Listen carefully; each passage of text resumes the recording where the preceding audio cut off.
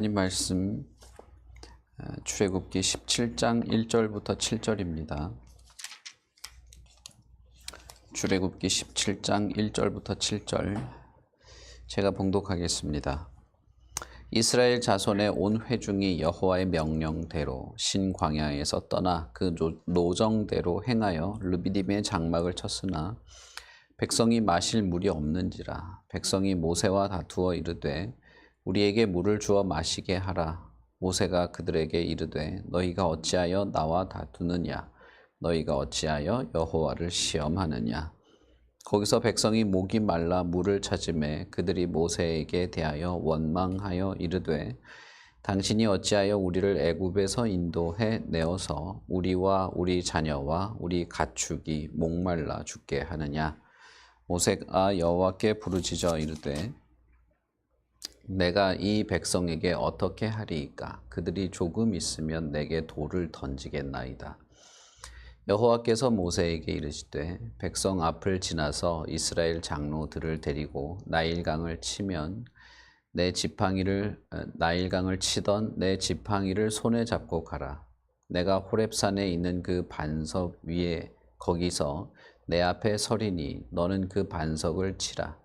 그것에서 물이 나오리니 백성이 마시리라.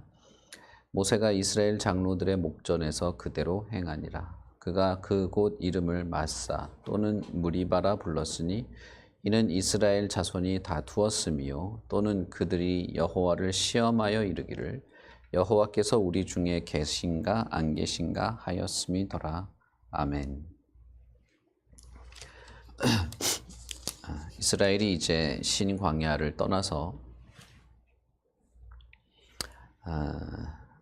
르비딤의 장막을 치게 되는 과정과 장면이 이제 기록이 되어 있습니다. 이때도 하나님이 매일 아침과 저녁으로 만나와 메추라기를 공급하고 있었죠. 그리고 신광야를 떠나서 르비딤까지 가는 과정도 하나님께서 가라고 명령하셨고 르비딤에 멈추라고 명령하신 것입니다. 그래서 구름 기둥과 불 기둥이 움직이기 시작해서 따라갔고 멈추니까 장막을 친 것입니다. 그런데 그 르비딤에는 마실 물이 전혀 없었습니다. 신광야 같은 경우에는 흐르는 물이라도 있었고 그 전에 이제 마라에서는 마실 수는 없긴 했지만 어쨌든 물이 있었죠. 그런데 르비딤에 도착해서는 물을 전혀 찾을 수 없는 그런 장소였습니다. 그런데 거기서 장막을 친 것이죠. 장막을 쳤다는 것은 이동하지 않고 거기 머물렀다는 것입니다. 얼마나 머무르는지는 우리가 알 수가 없죠. 그러나 꽤 장시간 머물렀을 것입니다. 왜냐하면 이들이 이제 마실 물이 없어서 모세와 싸우는 일이 있었기 때문이죠. 시내산 앞에서는 1년 동안 머물렀고 보통 머물게 되면 몇 개월씩 머물게 되는 일도 있었던 것이죠. 그러니까 아마도 꽤 긴 시간 르비딤의 장막을 쳤을 것이라고 생각할 수 있습니다. 그런데 르비딤은 상식적으로 볼 때 장막을 칠 만한 곳이 아닌 것이에요. 왜냐하면 물이 없기 때문이죠. 그 수백만 명의 사람들을 이끌어가는 지도자라고 생각해 봅시다. 그러면 내가 지도자로서의 역량을 발휘하고 사람들에게 존경을 받고 사람들이 내 말을 잘 따르게 하려면 이 사람들의 필요를 자세히 파악해야 되겠죠. 자기가 책임지고 있는 이 사람들의 필요, 그리고 앞으로의 전망, 그리고 계획들을 가지고 있어야 되겠죠.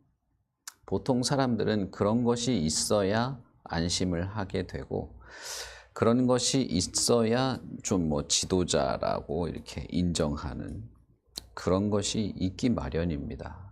그래서 보통 자기가 생각할 때에 맞다. 내가 생각할 때 이게 좀 맞는 결정이다 하는 것과 다른 결정으로 이끌어가게 되면 내가 생각한 것보다 더 좀 이렇게 좀 불리한 이익이 없는 방향으로 지도자가 이끌어가게 되면 불만이 생기는 것이죠.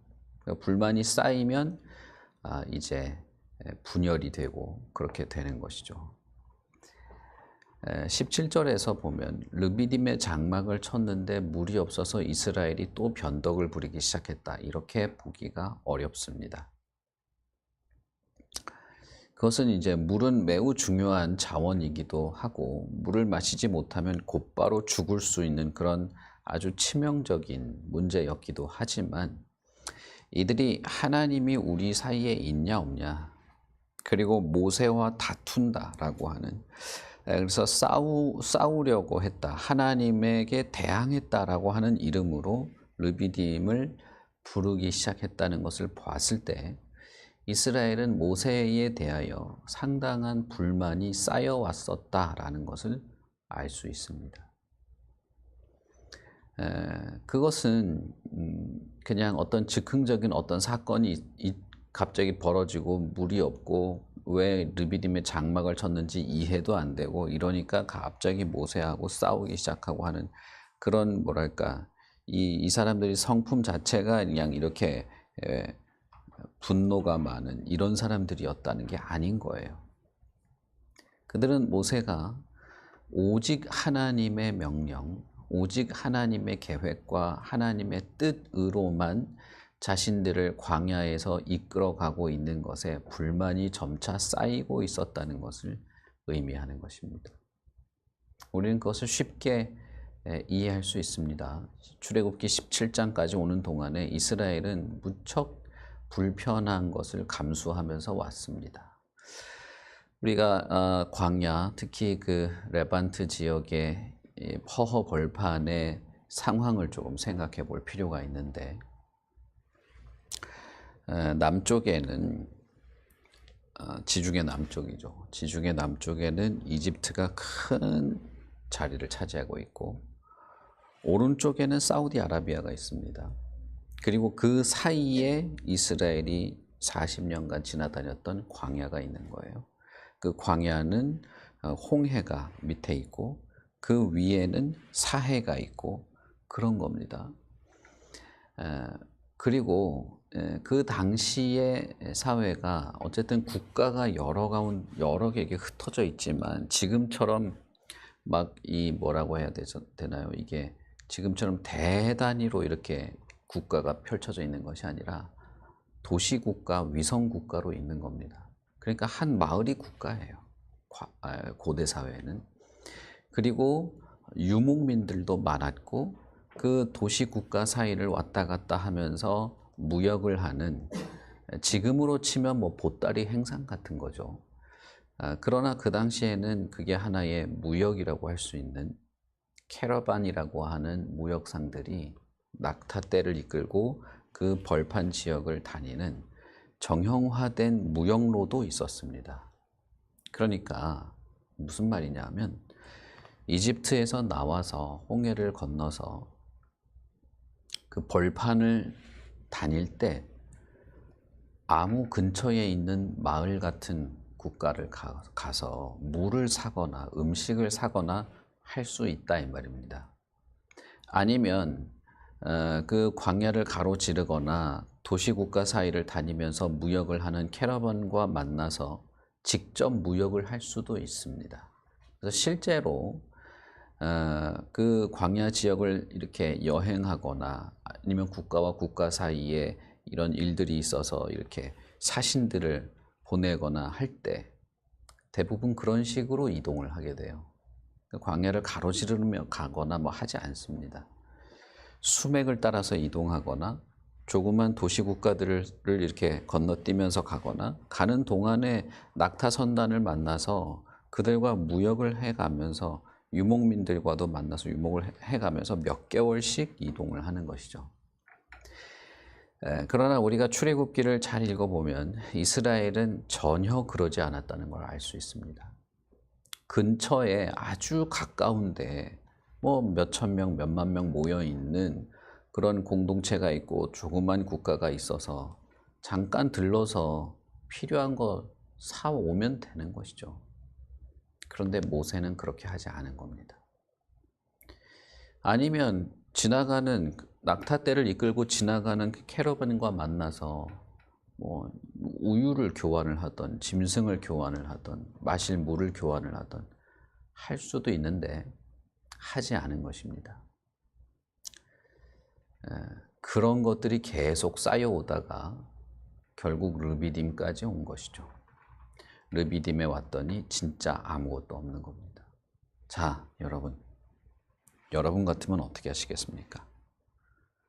여러분 나 같으면 한번 생각해 보시기 바랍니다. 내 성격에 가만뒀을까요? 모세를 가만뒀을까요?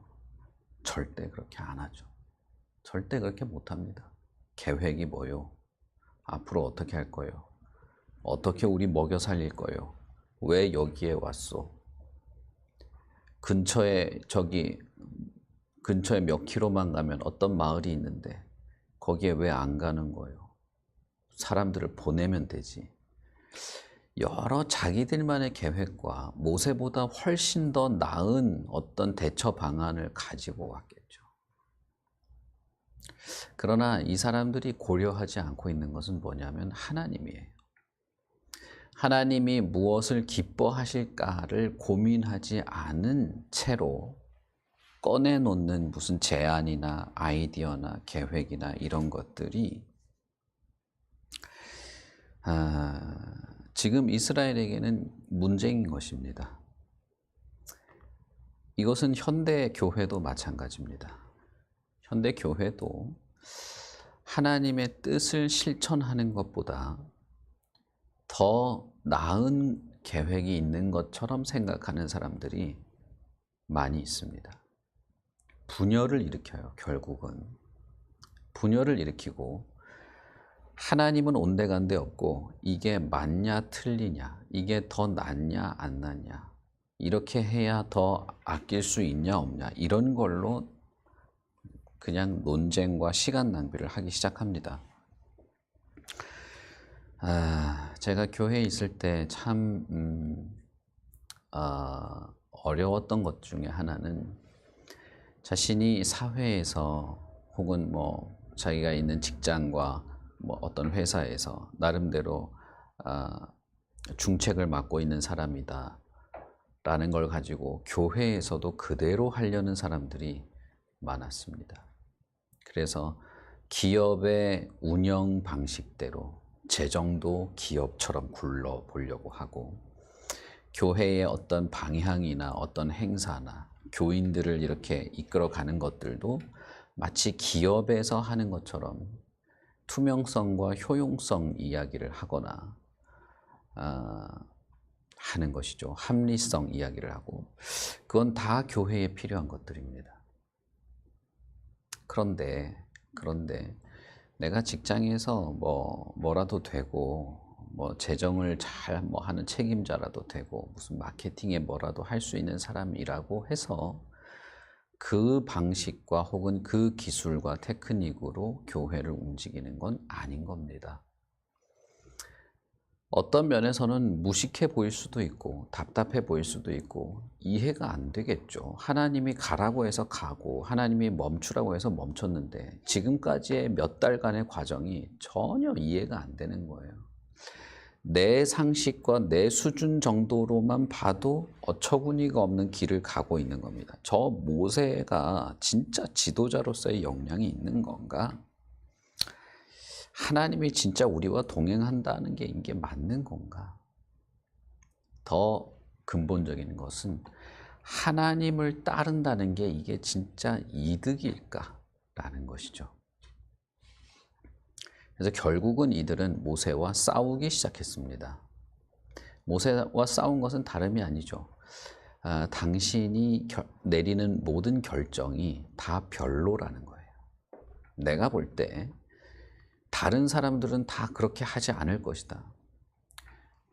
주변에 봐라. 당신처럼 이 광야를 지나가는 사람이 누가 있냐? 그런 것이죠.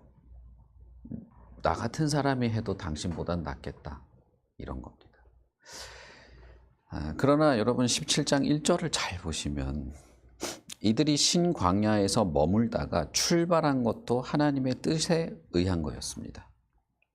그리고 그 노정대로 행하였을 때 그 노정도 하나님의 뜻대로 간 겁니다. 다시 말하면 왼쪽 오른쪽 앞으로 뒤로 간 그 모든 방향이 하나님의 뜻이었어요. 그 가운데 아무것도 발견할 수 없었던 거예요.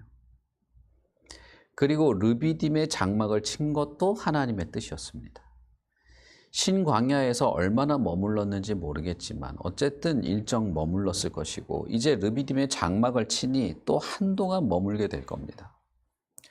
근데 그 출발과 과정과 여기에 장막을 친 이 결과도 전부 마음에 안 드는 겁니다. 합리적이지 않고 이성적이지 않고 이익이 없고 도대체 무슨 생각을 하는지 더 나은 방법이 있는데 안 하는 것이죠. 이스라엘 눈에 비친 모세는 무능력하고 게으르고 계획이 없고 지도자로서의 역량을 찾아볼 수 없는 그런 자이죠. 그러나 이들이 근본적으로 가지고 있는 불만은 하나님에 대한 것입니다. 지도자에 대한 것일 수도 있고 이 공동체의 근본적인 문제, 하나님의 뜻에 따라가야 된다고 하는 이 근본적인 것에 대한 문제일 수도 있지만 어쨌든 그 원인은 하나님에게 있는 겁니다. 신광야를 출발하라고 한 것도 하나님이고 그 방향과 모든 가는 과정의 그 경로도 결정한 것도 하나님이고 멈추라고 한 것도 하나님이고 목마른 상태로 내버려 둔 것도 하나님이고 모세를 세운 것도 하나님이고 저 모세가 어처구니 없이 이런 최악의 경로를 따라서 최악의 장소에 머물도록 한 것도 결국은 하나님 때문인 것이죠. 하나님만 제외한다면 나머지는 다 좋은 겁니다. 근처의 마을로 갈 수도 있고 뭐 땅을 파서 우물을 파든 뭘 하든 하려면 할 수도 있고 유목민을 만날 수도 있고 훨씬 많고 더 좋고 대부분의 사람들이 다 하는 그런 길로 갈 수도 있는데 하나님을 중심에 놓고 하나님을 최우선으로 생각해야 할 때 너무 불편한 것이죠. 그렇다면 하나님이 없는 것이 모두를 위해 좋은 것 아닙니까? 하나님을 고려하지 않고 내 생각과 내 계획대로 그 보편적으로 이 광야를 지나다니는 대부분의 사람, 우리와 비슷한 처지에 있는 많은 다른 사람들이 하는 방식을 그대로 따라하면 문제가 없는 것 아닙니까? 그러니까 결국 이들이 가지고 있는 불만은 하나님이에요. 하나님이 있기 때문에 생긴 문제인 겁니다. 저는 많은 사람들이 하나님에 대해서 생각할 때 하나님을 고려하면 내 삶이 불편해지고 하나님을 고려하면 하지 말아야 될 것들이 생기고 하나님을 고려하면 내 자유가 억압받는다는 식의 태도를 은연중에 가지고 있는 것을 정말 많이 봅니다. 내가 다른 사람들은 다 하나님을 모르는 사람들은 저렇게 사는데 나는 하나님 때문에 저렇게 살 수가 없다. 남을 미워하는 것도 안 되고 화내는 것도 안 되고 유흥을 즐기는 것도 안 되고 뭐도 안 되고 이렇게 생각하는 경우가 무척 많죠. 이스라엘도 크게 차이가 없죠.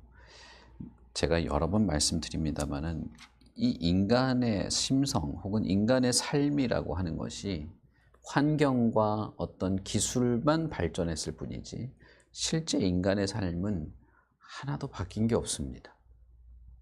그대로예요. 그래서 교회에서도 똑같이 합니다. 그러나 그것은 교회 안에서 무슨 문제가 있다는 것 이전에 내가 하나님을 그렇게 잘 고려하고 있는지를 먼저 살펴볼 필요가 있어요. 하나님이 최우선인지, 하나님의 말씀에 잘 어울리는 것이 최우선인지, 하나님의 뜻에 부합하는 것, 하나님이 기뻐하시는 것이 가장 최우선으로 고려하고 있는지를 생각해 볼 필요가 있는 것입니다. 하나님께서 모세가 하나님에게도 호소를 하죠. 왜 이렇게 됐습니까? 조금 있으면 나를 때려 죽이려고 합니다. 모세가 하나님 앞에서 투정을 부린 게 아니라 실제로 이스라엘이 모세를 때려 죽이려고 할 만큼 살기가 등등하고 기세가 등등했다는 것을 우리는 생각해야 됩니다. 전혀 이 대화가 이렇게 글로 돼 있어서 그렇지 뭐 조선시대 선비들처럼 차 한 잔 따라 놓고 왜 이랬냐 이렇게 말한 게 아니에요. 말 한마디에 따라서 그냥 쳐 죽일 수도 있는 것이죠. 이미 이집트는 나왔고 근처에 어느 도시국가에라도 가서 그냥 의탁하면서 살면 되는 거죠. 굳이 모세가 필요하지도 않은 겁니다. 그럴 때 하나님께서 모세에게 지팡이를 들고 반석을 때려서 물을 마시도록 했습니다. 이 사건은 아주 중요한 의미를 가지는데 구약의 전체 구약에서 하나님은 바위를 쳐서 물을 내어서 마시게 했던 하나님인 것을 여러 차례 반복합니다. 그러니까 아브라함과 이삭과 야곱의 하나님이라고 하는 것처럼 반석에서 물을 내신 하나님이라는 말도 하나님은 그 뒤로 수백 년 뒤에도 이 사실을 기억하도록 말씀하십니다. 그들에게 물을 마시도록 했던 이 장면은 결코 가벼운 장면이 아닌 것이죠.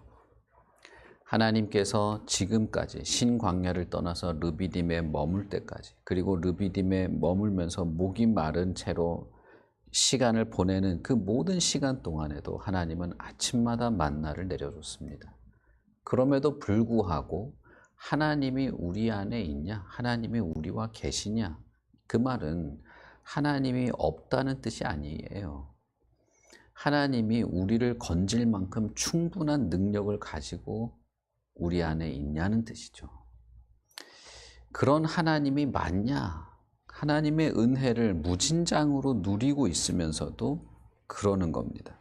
내 필요가 채워지지 않고 있기 때문에, 혹은 내 계획과 내 상식으로 봐도 이건 너무 이상하게 움직이고 있기 때문에, 내가 가지고 있는 지식이나 혹은 내가 나를 볼 때 나에게 있어서 가장 좋은 것은 이건데 다른 것이 이렇게 등장하게 될 때, 하나님은 도대체 왜 이러나는 말을 먼저 꺼내는 거예요. 그런 자들에게 하나님은 돌멩이에서 물이 솟아나게 되는, 이전에 마라에서는 물이 있었고 물을 마실 수 없는 것이었지만 이번에는 돌이죠. 물론 여러분, 이 돌이 그 안에 물이 채워져 있는 그런 돌이었다고 생각하는 경우도 있습니다. 어떻게 해석하건 간에 모세가 바위를 쳤을 때 거기서 그 수백만 명의 사람들이 다 마실 만한 물이 솟아나기 시작했습니다. 하나님께서 이스라엘을 어떻게 책임지시고 어떻게 인도하여 나아가시는가, 혹은 책임질 수 있을 만한 분인가, 그가 이 백성을 주관하실 수 있는 지도자가 맞느냐라고 하는 것들은 사람들의 상식과 평가에 따른 것이 아닌 겁니다. 교회의 어떤 의미, 교회의 어떤 정체성도 마찬가지입니다.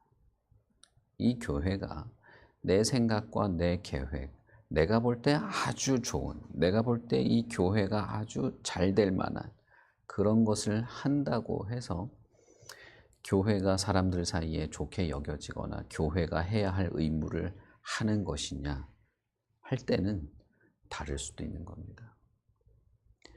하나님의 백성은 출발도 과정도 마침도 하나님에게 있습니다. 그리고 그 모든 과정에 자신들의 정체성도 하나님에게 있는 것입니다. 그리고 그들은 어디에 서 있어야 하는가?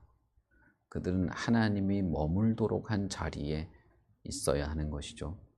사실은 거기가 물이 솟아나는 물의 원천, 다시 말하면 그들에게는 생명의 원천이 되겠죠. 물이 생명과 같은 것이니까. 그런데 거기가 물이 솟아나는 자리였어요. 어디 고여있는 물을 마시고 싶다. 어디 뭐 흘러가는데 어디서 출발했는지도 모르는 그런 물 마셔보니까 쓰고 뭐 이런 게 아니고 거기가 원천이에요. 거기서 솟아나는 거예요. 여기는 메마르지 않을 것입니다. 왜냐하면 거기서부터 시작하는 오리진이라고 하는 원천이 거기 있기 때문인 것이죠. 그것이 하나님이 지목한 바위였고 사실은 그곳이 르비딤이었습니다. 이스라엘은 하나님을 어디까지 신뢰해야 할까? 하나님에 대해서 하나님이 이런 부분은 그래 맞아. 나도 인정할 수 있고 나도 받아들일 수 있어. 근데 하나님을 이렇게까지 내가 믿어야 돼? 그건 못하겠는데 라는 사람들이 여러분 교회에도 많아요. 하나님을 우리는 어디까지 신뢰해야 할까요? 하나님에 대해서 우리는 전적으로 신뢰하는 것입니다. 내 모든 것을 바쳐서 하나님을 믿는 것이지 아무리 하나님이라도 나한테 이렇게 말하면 안 돼. 아무리 하나님이라도 나는 그렇게까지 할 수는 없어. 그런 뭐랄까요? 융통성이라고 해야 할까요? 아니면 그런 어떤 각각의 상태에 따른 다른 이런 것이 성경에는 한 번도 등장하지가 않아요. 풍랑을 만나서 빠져 죽을 지경이 되었건 아니면 좋은 집에서 편안하게 사는 사람이건 회당장이건 혈루증에 걸려서 완전히 거지꼴을 하고 있는 사람이건 실제로 평생 거지로 살았던 사람이건 하나님에 대한 태도는 같은 겁니다. 같은 걸 요구해요. 너가 지금 그렇구나. 그러면 일단 내버려 놓고 일단 요 정도만 해봐. 라는 게 하나님에게 있었는가? 없었습니다. 왜냐하면 여러분, 인간은 그렇게 해서 구원받지 못합니다. 모든 인간은 단 한 가지 방법밖에 없어요. 주 예수 그리스도를 전폭적으로 믿는 것입니다. 다른 그 모든 어떤 것보다 예수를 믿는 거예요. 거기에 다른 길이 없습니다. 그러니 왜 자꾸 죄만 설교하냐, 왜 자꾸 죄인이라고 하냐, 왜 자꾸 그런 소리를 하냐라는 생각을 하기 전에 내가 진짜 예수를 예수로 믿는지 하나님을 천지를 창조한 하나님이라고 인정하는지부터를 돌아봐야 돼요.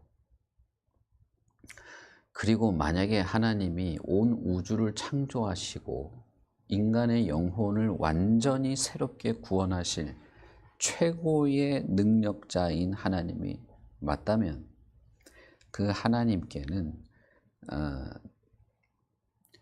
다른 태도가 있을 수 없습니다. 그냥 내 머리끝부터 발끝까지 모든 것을 다 통틀어서 하나님께 향하는 방법 외에는 없는 겁니다. 그런데 하나님이 왼쪽 오른쪽 가고 멈추는 이것을 보일 때 스물스물 올라오는 거죠. 내가 해도 저거보다 낫겠다 싶은 거죠. 어떤 면에서 이스라엘 공동체는 교회를 상징한다고 생각해 볼 수도 있는데 그렇다면 교회는 그냥 하나님에게 맡겨져 있는 것입니다. 교회에 포함된 모두는 하나님께 최선을 다하면 되는 것입니다. 그리고 하나님의 뜻을 잘 분별하는 것에 최선을 하고 그것을 가장 먼저 할 필요가 있는 겁니다. 그러니 여러분 예배나 말씀을 전하는 것이나 배우고 복음을 전하고 영혼을 돌보고 하는 이 모든 일은 전혀 사소한 것이 아니에요. 교회 안에 하나님의 은혜와 사랑이 풍성한 것은 있어도 되고 없어도 되는 게 아닙니다.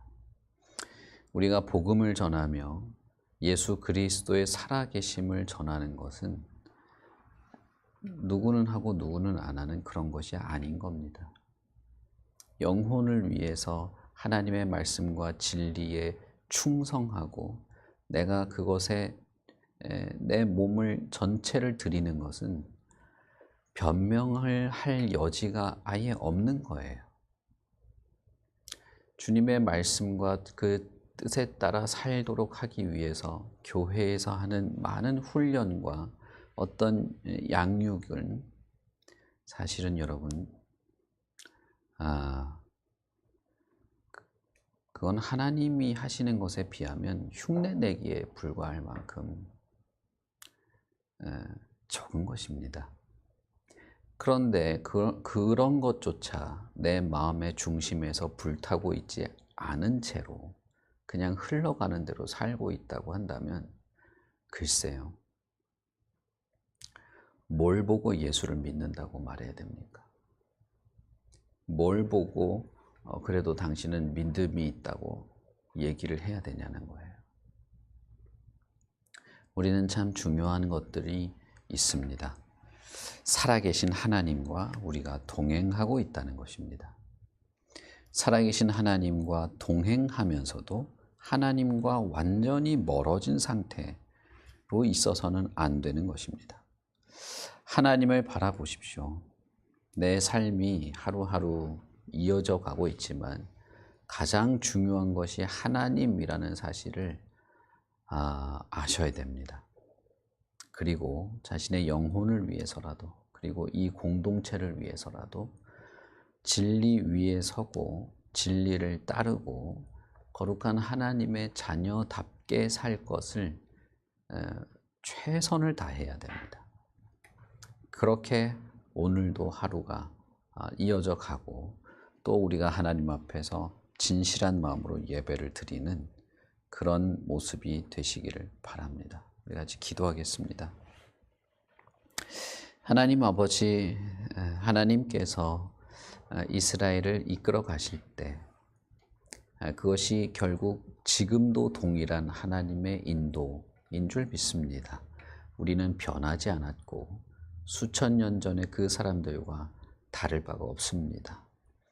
하나님께서 이끌어 가시고 그 모든 이끌어가는 과정 속에서 하나님이 우리를 연단하고 시험하시는데 우리는 오히려 하나님을 시험하려고 하고 우리는 오히려 하나님을 평가하려고 하는 그런 잘못에 빠지지 않기를 바랍니다. 심지어 하나님과 다툴 만큼 내 자신의 생각과 내 형편이 더 크게 되면 우리가 그 옛날의 이스라엘 사람들과 같은 삶을 살아가게 될 것입니다. 하나님 바라건대 우리에게 용기를 주시옵소서, 우리에게 담대함을 주시옵소서. 그 어떤 삶의 정황 속에서도, 그 어떤 우리의 삶의 한계 속에서도 담대히 하나님을 붙잡을 만한, 용기 있게 주님을 위하여 내 자신을 드릴 만한 그런 은혜가 있기를 간절히 바랍니다. 우리는 얼마나 바쁘고 피곤한지 하나님의 말씀을 깊이 새기고 마음에 둘 만한 여유도 없습니다. 우리는 얼마나 내 삶에 푹 빠져 있는지 하나님을 기뻐할 만한, 그리고 하나님을 기쁘시게 할 만한 내 자신의 모든 것을 쏟아부어서 하나님을 향할 만한 그런 힘조차 내지 못합니다. 하나님이여 우리를 불쌍히 여기시고 우리의 게으름과 나태함, 모자람과 한계, 부족함을 능히 이겨낼 그런 힘과 용기를 더하여 주시옵소서. 하루의 모든 시간들이 너무나 바쁘고 번잡하고 육체는 지치고 머리는 복잡합니다. 사람들과의 관계에서 마음의 여유가 사라지고 해야 할 일들이 무엇이 최우선인지 판단할 수 없을 만큼 우리는 복잡하고 번잡스럽습니다. 그러나 아버지 하나님, 더 큰 어려움은 우리가 하나님을 사랑하고 하나님의 그 사랑과 그 은혜 안에서 우리의 영혼이 생기를 얻어가는 그것을 놓칠 수 없다는 것입니다. 오 하나님이여, 우리가 서 있는 이 척박한 땅이, 우리가 살고 있는 이 척박한 삶의 정황이 생명의 원천, 샘의 원천, 솟아나오는 물줄기의 장소가 되게 하시옵소서. 오 하나님이여, 우리에게 은혜와 은총을 베푸셔서 메마르고 기갈하고 곧 쓰러져 죽을 것 같이 메마른 것 같으나 그러나 거기에 샘물이 솟아나서 적시고 풍성하게 하고 다시 살아나게 하는 그런 은혜의 역사를 보여주시기를 바랍니다. 지금 이 시간에, 지금 이 자리에, 지금 우리의 삶에 하나님이여 역사하시고 하나님의 끝없는 은혜의 풍요로운 것들을 알고 누리며 동행하며 감사하며 살아가게 하시옵소서. 감사합니다. 예수님 이름으로 기도합니다. 아멘. 하늘에 계신 우리 아버지여, 이름이 거룩히 여김을 받으시오며 나라의 마옵시며 뜻이 하늘에서 이룬 것 같이 땅에서도 이루어지이다. 오늘날 우리에게 일용할 양식을 주옵시고 우리가 우리에게 죄 지은 자를 사하여 준 것 같이 우리 죄를 사하여 주옵시고 우리를 시험에 들게 하지 마옵시고 다만 악에서 구하옵소서. 대개 나라와 권세와 영광이 아버지께 영원히 있사옵나이다. 아멘.